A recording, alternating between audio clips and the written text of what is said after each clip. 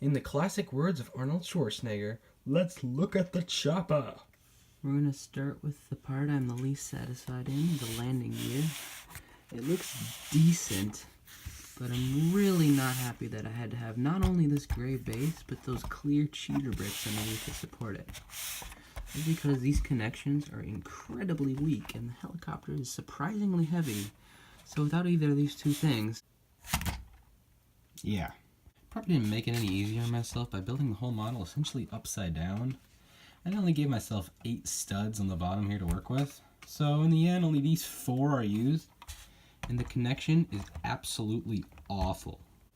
Observe. Let's watch that in slow motion, folks.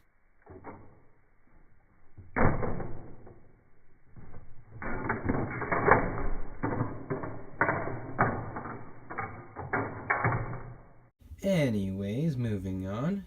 You cannot build a helicopter out of Legos without making be able to do this. I mean, why would you not?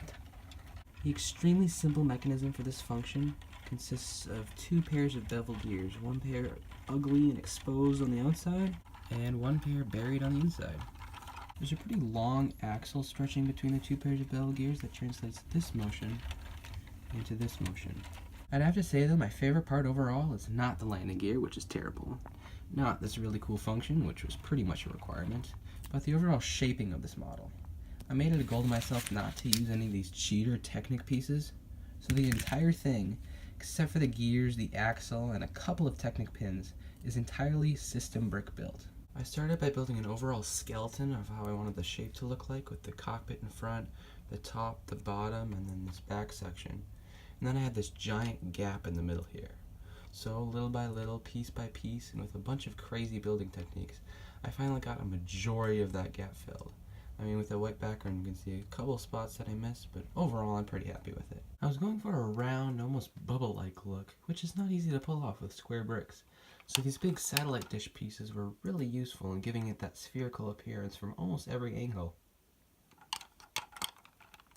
I didn't do much for decoration on this thing other than the obvious dark bluish gray and dark blue color scheme, which lended itself nicely to a lot of these stickered pieces. The cockpit is very, very simple with an interesting design for a chair in there and a minimalistic stick and control panel. And the yellow glowing eyes on the stickered piece from Vizirax Gate actually look like pretty convincing lights. I added these bars here on the side that you can clip anything you'd like to.